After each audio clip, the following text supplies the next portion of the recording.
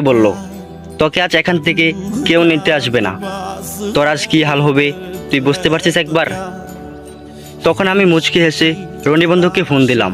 উপাস থেকে রনি হেলো বলতেই আমি একটু নরম গলায় বললাম, পাশের এলাকার কিছু ছেলেরা আমাকে 20 মিনিট ধরে আটকে রেখেছে, তুই কি একটু আসতে পারবি? রনি উপাস থেকে দেখলাম একটু রেগে বলল, তুই ঠিক আছিস কিনা সেটা বল, আমি আসতাছি। তখন আমি মুচকি হেসে ফোনটা রেখে দিলাম। 20 মিনিট পরে ওদের এলাকাতেই ওদের হসপিটালে ভর্তি করে আমি আর রনি হাঁটতেছি আর সিগারেট টানতেছি। তখন রনি আমাকে ভারী গলায় বলল, তোকে নাকি 20 মিনিট ধরে ওখানে আটকে রেখেছে, তাহলে আমাকে ফোন দিতে এত লেট কেন? আমি হালকা হেসে বললাম, পরে শুনিস। আসলে যাই হোক না কেন, জীবনে বন্ধুর সাথে কোনো সম্পর্কের তুলনা চলে না। আপনার সব রকম বিপদে আপনার বন্ধুই আপনার পাশে থাকবে। আপনার প্রচণ্ড মন খারাপের সময় 2 মিনিট কথা বলার মানুষ না পাইলে আপনি সত্যিই অনেক দুঃখী।